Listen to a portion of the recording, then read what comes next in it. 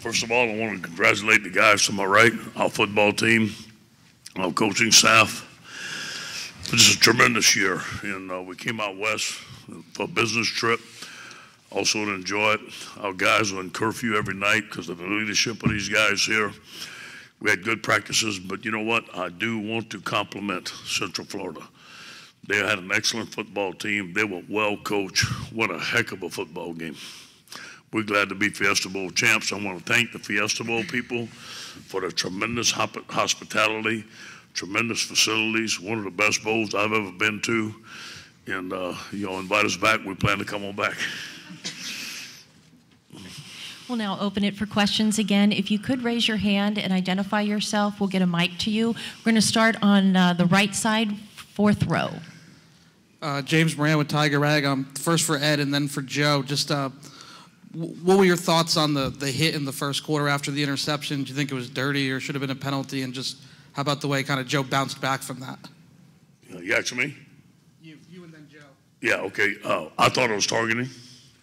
It looked like targeting. I thought it should have been called targeting. So the only thing I'm going to say about it is the only reason I didn't get up in 1 second is because I got the wind knocked out of me, and I would have got up immediately if that didn't happen. To finish the game. Question here in the left, second row.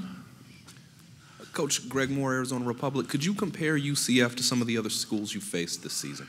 No, they're very talented. I walked out. I was surprised by the size of their football team.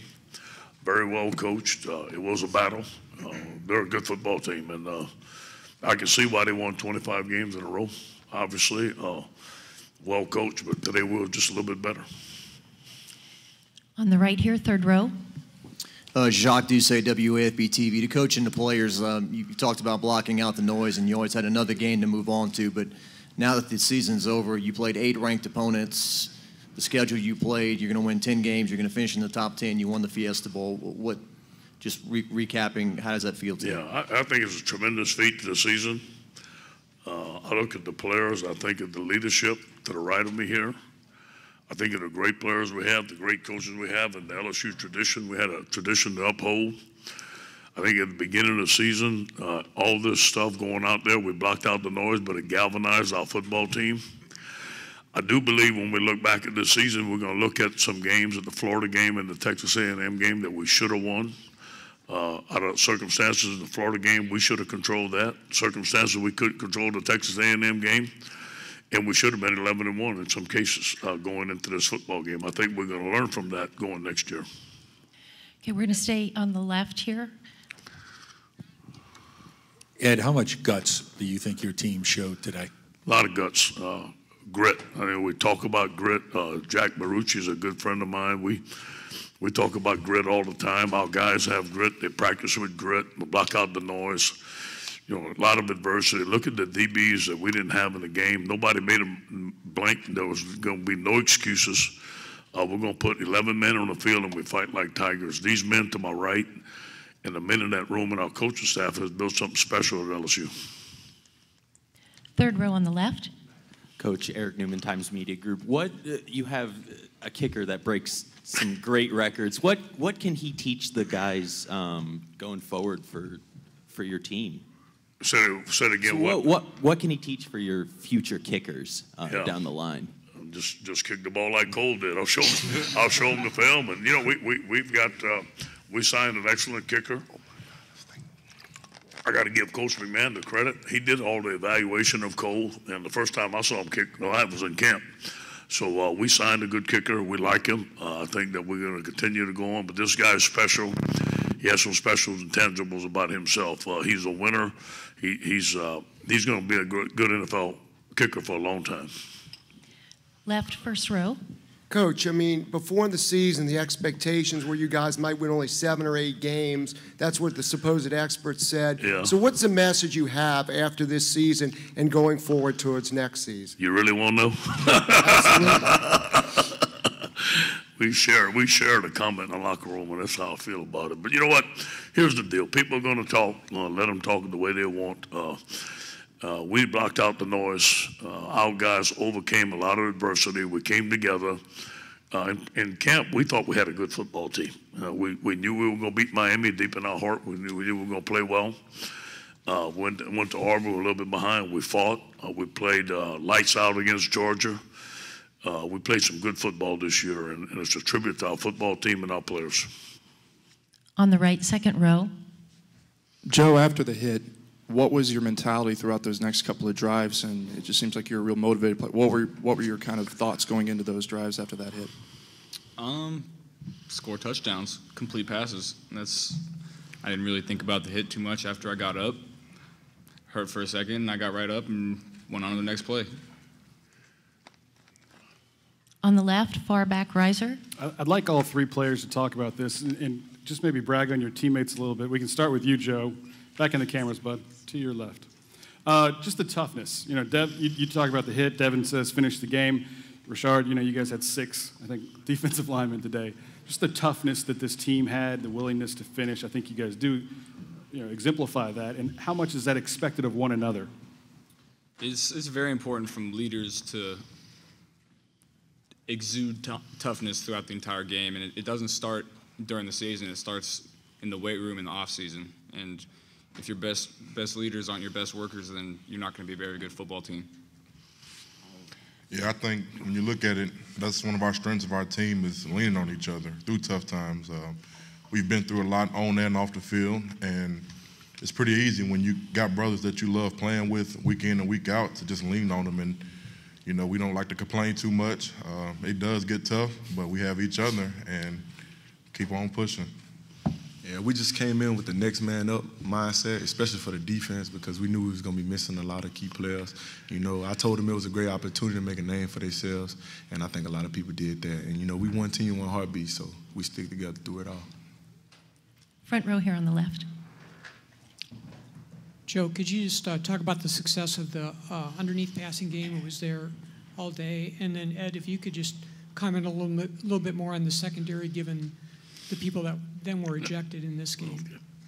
Yeah, so at the beginning of the game, they were kind of sitting on our short routes, so we had to start throwing it deep.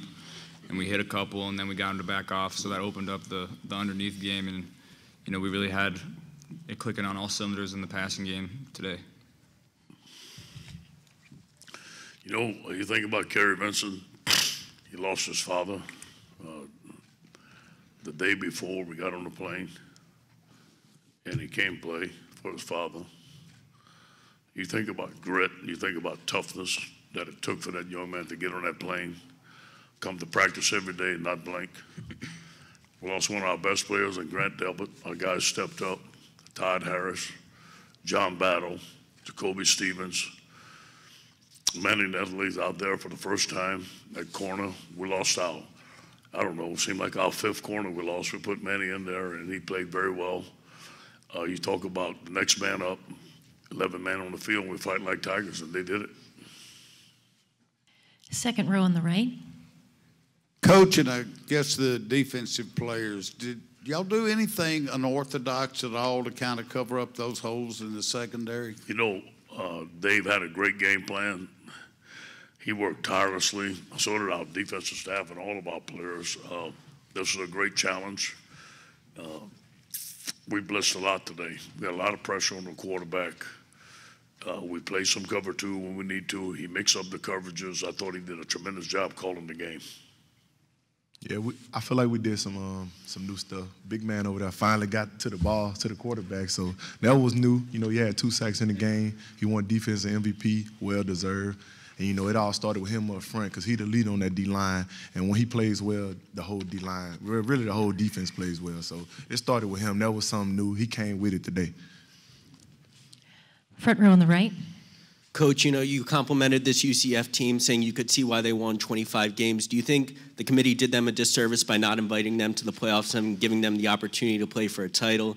And then to the players, do you guys think this was one of the more physical games you guys played this season? You know, that's not for me to decide. I worry about my team and what we do, so I have no comment on that. But I will say I want to compliment them. I think they're an excellent football team. As far as physicality, their offense, you know, it was mainly speed, want to get to the outside. It really wasn't a trench game. So, I mean, I don't really, think they could play in the SEC week in and week out with the style of play they play with. Yeah, they were a big speed team. They got to the edge a couple times on us. Earlier in the game, they did try to go inside a couple times, and we kind of shut them down. So we got some of the best athletes in the country, on the outside. So once we shut the run down and made them go outside, it kind of played into our hands. Look, they're a hell of a team, but as far as a physical game, we play in the SEC every week. So I've played more physical games than that, for sure. Front row on the left. Ed, to hold this team to 250 yards of offense, can you kind of put that into perspective, please? Just, again, Coach Aranda, the whole staff, had a great plan, but you look to the right when you got Devin White and you got Rashard Lawrence and you got the type of players we have. I think that they executed the game plan. We had a month to prepare. I thought overall it was a great job by our coaching staff and a great job by our players. The difference tonight was the pressure on the quarterback. We had more pressure on the quarterback than we had all year. And I thought our guys, that made the difference in the whole game. Third row on the right. Rashard, can you just speak to your game today? I mean, just what was working and how did it feel to have that kind of performance and end the year like this? Well, it was good. The last month and, toward the back end of the season, I've really been working on my pass rush and just trying to have a good get-off, working with Coach O and Coach Johnson day in and day out on conditioning and being able to go. So today, they kind of got me isolated with some one-on-one situations, and I took advantage of it. On the riser, on the left. Joe, could you comment on Jamar Chase's game and his progression throughout the year? Maybe, Ed, I'd like to hear your thoughts on the receiver as well. Yeah, so all of those young receivers got a lot better throughout this bowl practice and throughout the season. I haven't seen a group of young receivers as advanced as those guys in my times in college, and those guys have a ways to go, and they're really good right now. So they're going to be special next year. Him, Terrace, Jets. Those guys are going to be special. Far left here, front row.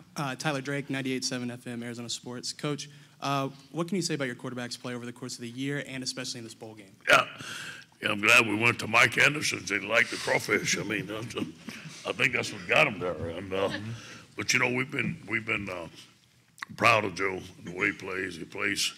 He's smart. I thought tonight Steve Ensminger did a great job of calling the plays. The receivers did a good job. Joe's an excellent quarterback. We believe in him. And he's got excellent leadership skills. He's come to practice every day. He works every day. He's exactly what we feel like an LSU quarterback ought to be. I'm going to stay here on the left, very front row.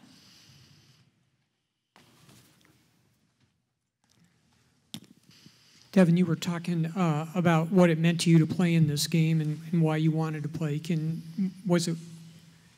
How would you encapsulate, the fact that what did the game mean to you? I guess that's the best way to put it. This game meant the world to me, because it was the next game up. As I said, multiple times. These are my brothers, and I love playing with them. I'll tell everybody every time I talk how much I love Louisiana. I grew up watching the LSU Tigers, and anytime I got a chance to put on this purple and gold jersey, I'm all for it. And I'm just so happy we got the victory. A 10-win season. That's a great way to start the New Year's off. Second row on the left. Coach Greg Moore, Arizona Republic, you spoke earlier about whether UCF should have been invited to a playoff. I'm curious your thoughts about whether the playoff ought to expand to 8 teams. I said before, that's not for me to decide. I know this, we're very close to getting into it this year, a game or two away. And I'm going to let other people decide that. And if they do expand and they invite us, we're going. And but other than that, we're going to work to get in the top 4. And I need to say something, too. I didn't say it about our season. Our athletic director, Joe Oliva, has been excellent to us. They've given us everything we wanted, all the tools I asked for. We had more analysts this year. I think our analysts made a decisive difference in our preparation this year. And Joe has been behind that. He's been behind us, giving us everything we want. He's been supported by a football player. And I think he's an excellent athletic director. This will be our last question, third row on the right. To Coach and to Joe, Joe had a lot on his plate coming here a couple of months before the year and everything. How much momentum is the passing game picking up going into the offseason? And a year from now, with him here, how It looked like the passing game we wanted. And again, we had 30 days to get ready. Joe was on the money. We have some tremendous receivers. We want to run a spread offense, create space, put the ball in our playmakers' hands. I think I graded the passing game tonight an A+, and exactly what we wanted, exactly what I've always dreamed about our passing game being at LSU. So the passing game always starts with the protection, and tonight those guys did a hell of a job, and they played their asses off for me.